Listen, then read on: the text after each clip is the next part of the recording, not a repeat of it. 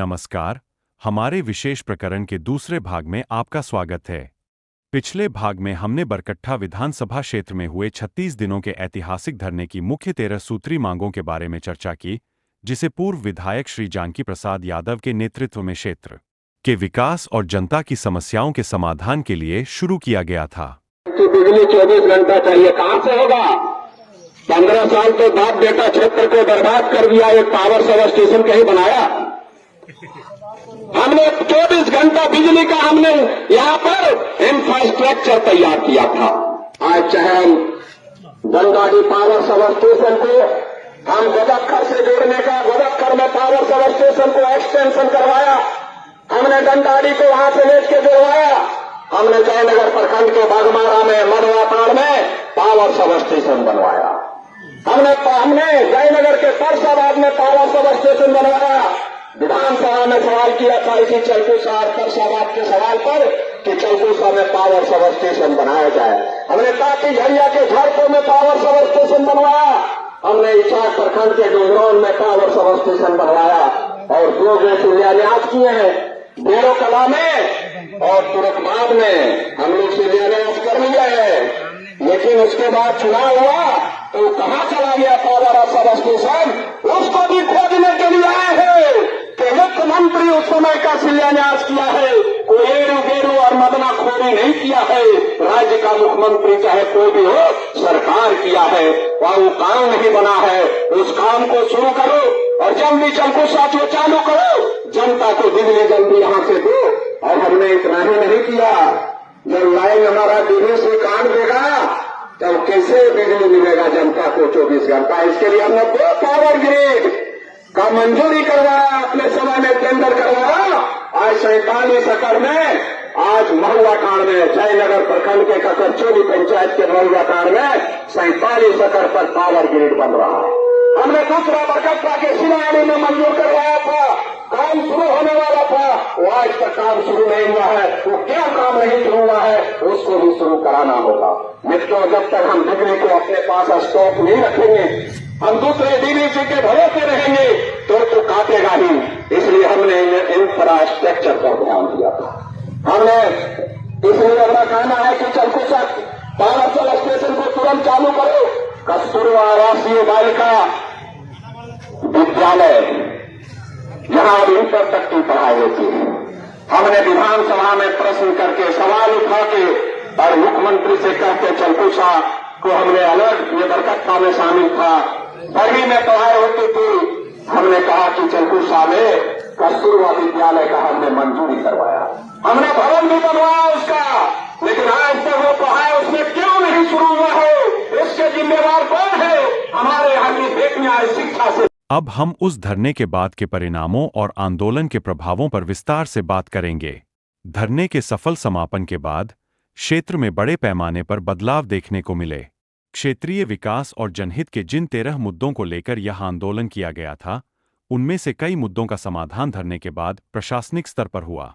जनता की समस्याओं को उठाने और उनके समाधान की मांग में श्री जानकी यादव का यह संघर्ष असाधारण था। आइए अब उन मुख्य परिणामों और प्रगति की बात करते हैं जो इस आंदोलन के बाद देखने को मिली। राजकीय पॉलिटेक्निक और डिग्री कॉलेजों का संचालन। जयनगर गोहाल स्थित राजकीय पॉलिटेक्निक कॉलेज, डिग्री कॉलेज बरकट्ठा और अन्य शिक्षण संस्थानों में पठन पाठन की प्रक्रिया आखिरकार शुरू हो गई। इससे युवाओं को बेहतर शिक्षा के अवसर प्राप्त हुए, जिससे उनका भविष्य सुरक्षित हुआ। दूसरा, हाथियों का पुनर्वास और मुआवजा। राय और इनके साथ जितने टीम हैं और अभी लोग आ रहे हैं, तो किरासन तेल डीजल पड़ाखा ये सब लेकर के आ रहे हैं। इन लोग की पूरी टीम पहुंच रही है और इन लोग सीधे अभी गंतव्य स्थान पर जा रहे हैं। अभी से जाने के बाद ही इन लोग अभी तुरंत से काम शुरू करने जा रहे हैं। हम बधाई देते हैं इनको, कल्लू जी का, पूरे इनके टीम को, कि ये हमारे इलाका में बहुत वर्षों से आ रहे हैं और इनका बहुत ही अच्छा सराहनीय कार्य रहा है। और मैं बधाई इसलिए देता हूँ कि डीएफओ और कई लोग कह रहे थे कि बरसात में टीम नहीं आएगी, लेकिन मेरे एक बात पर कहा कि पूर्व विधायक जी, आपके इलाका में इतना बार गया हूं और आप लोग का आदमी इतना हमको इज्जत किया है कि हम अभी चल देंगे, आप बोलिए। हम बोले अभी चल दो, और ये लोग उसी समय चल के उतना दूर से आया इसलिए मैं अपनी ओर से भी इन्हें शुभकामना देता हूँ और बधाई देता हूँ। क्षेत्र में हाथियों द्वारा किए गए नुकसान की भरपाई के लिए मुआवजा दिया गया और उनके पुनर्वास के लिए विशेष टीम की व्यवस्था की गई। इससे ग्रामीणों को राहत मिली और वन्यजीवों के साथ संघर्ष को कम किया गया। हाथियों के पुनर्वास के बाद भी क्षेत्र में आंशिक समस्याएं बनी रहीं। जानकी प्रसाद यादव ने सरकार से दीर्घकालिक नीतियों की मांग की, जिससे क्षेत्र के ग्रामीणों को हाथियों के आक्रमण से सुरक्षित रखा जा सके। तीसरा, सड़क निर्माण और बुनियादी ढांचे का विकास। पलमा मोड़ से सरिया तक सड़क निर्माण का काम शुरू हो चुका था, लेकिन भ्रष्टाचार के आरोपों के चलते इसे धीमा कर दिया गया था। श्री जानकी प्रसाद यादव जी ने इस भ्रष्टाचार के खिलाफ आवाज उठाई और सुनिश्चित किया कि सड़क निर्माण कार्य को जल्द से जल्द पूरा किया जाए। इसके साथ ही अन्य ग्रामीण सड़कों के सुधार की मांग की गई, जिससे ग्रामीणों के आवागमन में कोई समस्या उत्पन्न न हो। चौथा, बिजली के क्षेत्र में सुधार। बिजली बिल माफी के साथ 200 यूनिट मुफ्त बिजली की योजना लागू की गई। इसके अलावा बिजली की आपूर्ति में सुधार के बाद भी ग्रामीणों को पुराने ट्रांसफार्मरों और जर्जर तारों की समस्याओं का सामना करना पड़ा। जानकी प्रसाद यादव जी ने नियमित निरीक्षण के लिए विशेष टीमों की मांग की, ताकि बिजली की आपूर्ति में रुकावट न आए और 200 यूनिट मुफ्त बिजली योजना का लाभ अधिक से अधिक परिवारों तक पहुंचे। पांचवा, पावर सबस्टेशनों की शुरुआत। आंदोलन के परिणामस्वरूप चलकुशा, परसाबाद और झरपो जैसे महत्वपूर्ण पावर सबस्टेशनों का काम पूरा हुआ और इन्हें शीघ्र चालू कर दिया गया। इससे क्षेत्र में विद्युत आपूर्ति की स्थिति में काफी सुधार हुआ। छठा, कृषि सुधार और सिंचाई योजनाएं। सुखाड़ के कारण प्रभावित किसानों के लिए सरकार द्वारा घोषित पैकेज का वितरण शुरू हुआ, लेकिन प्रक्रिया में देरी की शिकायतें आईं। यादव जी ने किसानों के लिए तुरंत राहत और सिंचाई योजनाओं को गति देने के लिए प्रशासन पर दबाव डाला। सिंचाई हेतु तालाबों और चेक डैम के निर्माण का कार्य शुरू हुआ, जिससे किसानों को भविष्य में सुखाड़ जैसी समस्याओं से कुछ राहत मिले। यही नहीं, हेमंत सरकार ने किसानों की 2 लाख तक की ऋण को माफ कर किसानों को एक बहुत बड़ी राहत प्रदान की। यह धरना केवल 13 मुद्दों के समाधान तक सीमित नहीं था, बल्कि इसने पूरे क्षेत्र में एक जागरूकता की लहर पैदा की। इस आंदोलन ने जनता को यह विश्वास दिलाया कि अगर उनकी समस्याओं को सही मंच पर उठाया जाए तो उन्हें सुना जाएगा और समाधान भी निकलेगा। इस आंदोलन ने क्षेत्रीय नेतृत्व की ताकत को भी साबित किया और जानकी प्रसाद यादव ने यह दर्शाया कि जब जनप्रतिनिधि पूरी निष्ठा से जनता के लिए संघर्ष करते हैं तो बदलाव संभव होता है।